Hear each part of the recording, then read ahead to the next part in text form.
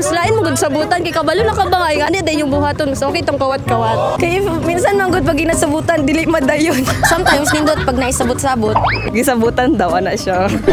Di ka ganatong kawat-kawat? Dili. Hayon sa pangalan? Jonah May po. New Israel. Single o na sidecar? Naiside ka. 1 year and 1 month. Sige na mag-date.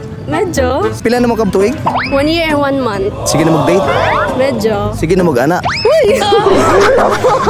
Kinahanglan ba sa relasyon ang ana-ana? Siguro dili. Pila mayud ka buwan bago ka masugot nga mag-ana-ana? Siguro graduate na. Mas enough na sa ko akong graduate na ka. Dili importante sa mga ana-ana sa relasyon. Dili. Asa kanya ginadala? Sa ilang balay. Kumusta iyang kamot? Asa naabot? Sawak. Siguro half bad. Habadi lang. Kumusta sa habadi? Okay lang. Giganahan ka? Medyo. Kasi naguna-una ikaw siya. Uy, siya. Kasi mas nindot kawat-kawat o gisabutan. Kawat-kawat. Siguro sa ko mas labi ang kawat-kawat kay mas lain mo gud sabutan kay kabalo na ka ba nga ani day yung buhaton mas okay tong kawat-kawat. Kung saan lang ka nagkawat-kawat? Dapat siguro. Ulami. Pila ka oras atong 1 hour lang man. Dugay na kayo na sa okay na. Pila yung limit ni mo pinakataas sa lami? all day. Dako ba? Dako? Imong uyab? Medyo. Ganahan ba kag dako o gamay? Dako, Jud. Anong ganahan kag dako? Walang kabalo, pero mas labi man daw dako. Ano sila? Hayon sa pangalan? Mary po. Single o na-sidecar? Single. Ano po, 5 years?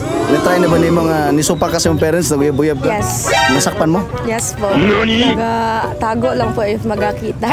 Kung asa mo nagatago? Pero lang po sa plaza, like sa lang kay tao po. Balay nga naay kusina o sa balay nga way kusina? Sa balay nga naikusina. Di ka ganan atong walay kusina?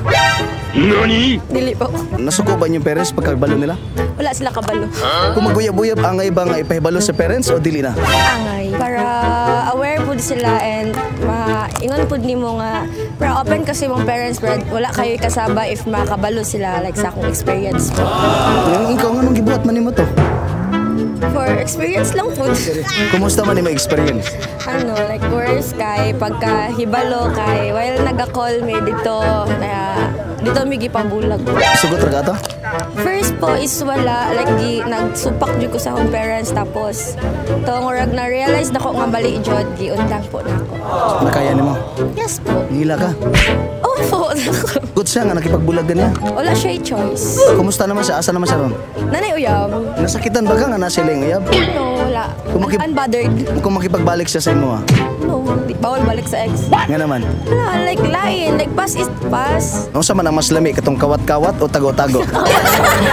Kawat-kawat og tago. Kanagising. Wala gisabutan. Nga naman. Kaya minsan man gud pag ginasabutan dili madayon. Sometimes nindot pag naisabot-sabot, like masabutan tanan. Pero ang pinakanindot gyud, Wala isabot. Shout out ko sa akong kasipag group po. Sa CMC na grade 11 loyalty po. hayon si pangalan? Natasha Lee Igwas po. Taga Barangay Perez, Kidapawan City.